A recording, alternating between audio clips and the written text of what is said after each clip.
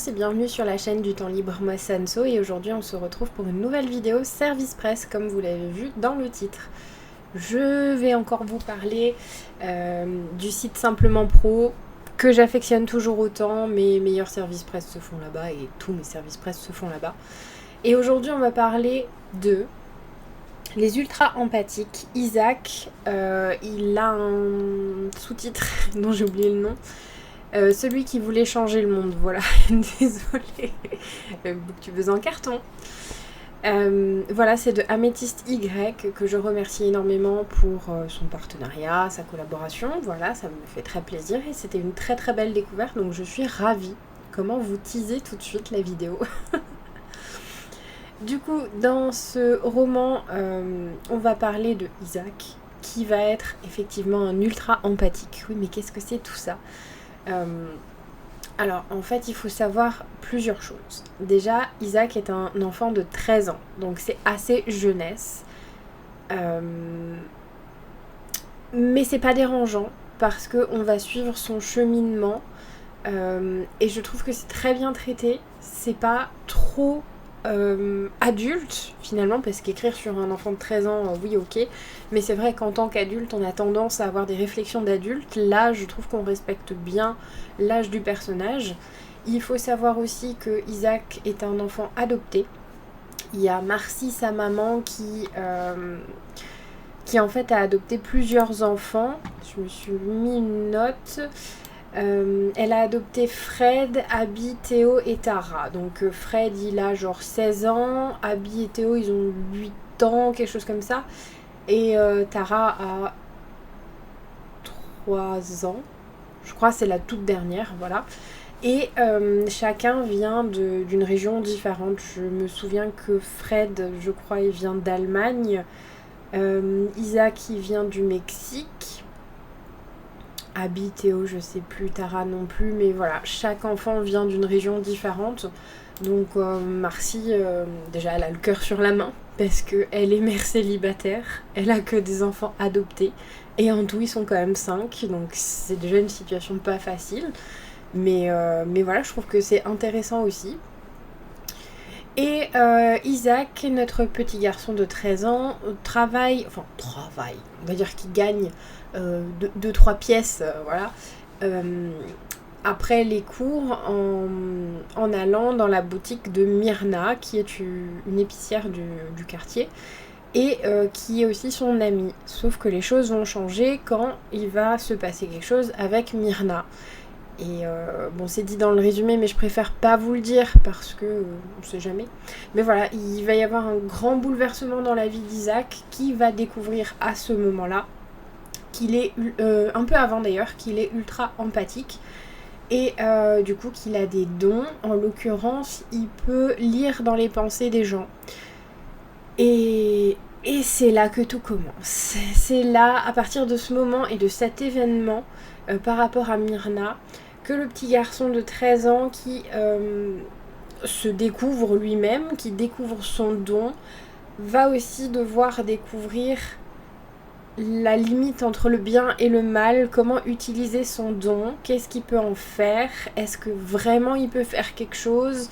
Voilà, il y a plusieurs réflexions dans ce sens-là qui sont travaillées, qui sont exploitées plutôt.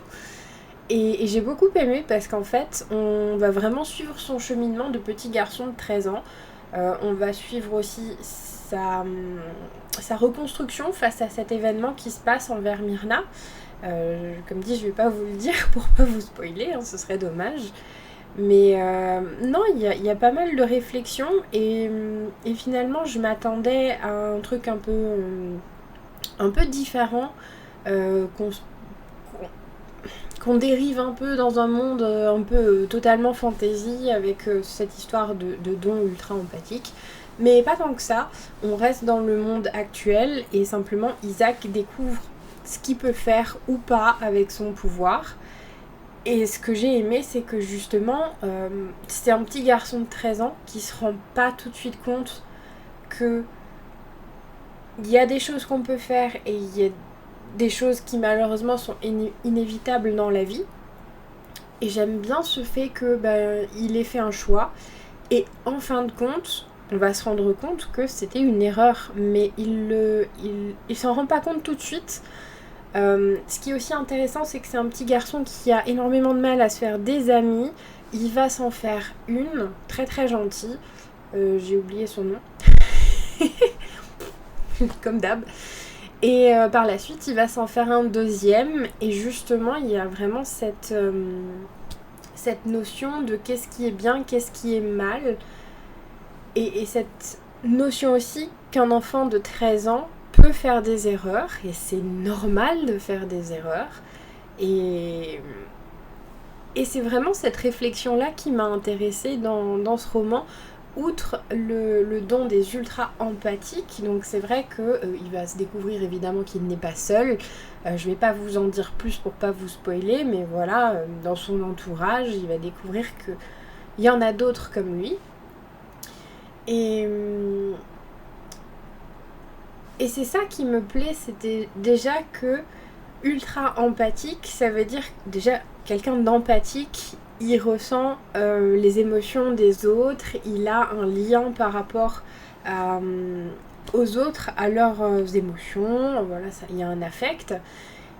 Et là, d'être ultra empathique, c'est que ce don qu'on a en vrai, chacun d'entre nous, enfin, certains en tout cas sont empathiques, d'autres ne le sont pas, mais voilà, ce don-là, il est surdéveloppé, et c'est ce qui fait finalement les ultra empathiques. C'est pas des pouvoirs genre on est dans un univers de sorcières où voilà il y a le pouvoir de guérison d'un seul coup de schlac comme ça je te guéris d'une blessure par balle ou que sais-je. C'est vraiment des choses qui sont plus... je me comprends toute seule pour le coup, mais qui sont plus intérieures finalement. Et donc tout le monde en vrai est capable, sauf que ces personnes-là, comme dit, elles ont une sensibilité plus marquée à ce genre d'émotions. Voilà, il y a par exemple quelqu'un qui est capable d'apaiser les gens, c'est pas de les guérir, mais en étant avec eux d'un seul coup, les gens oublient leurs problèmes parce qu'il les apaise, il leur apporte quelque chose.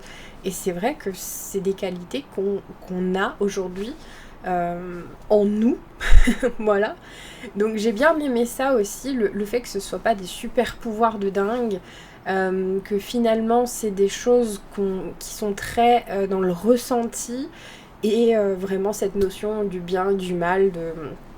Est-ce que si j'avais fait ça comme ça, ça aurait été différent? Est-ce que j'aurais pu éviter cette situation? Oui, ok, je pense que oui. Alors je vais faire comme ça à l'avenir, mais on ne se rend pas compte tout de suite de l'impact que nos actions ont sur les autres. Voilà, c'est toute une réflexion comme ça qui m'a beaucoup plu. Donc je vous le conseille si c'est un domaine qui vous intéresse, si j'ai réussi à vous titiller à propos de ces sentiments, de ces ressentis qu'on a nous-mêmes et qui dans ce cas-là sont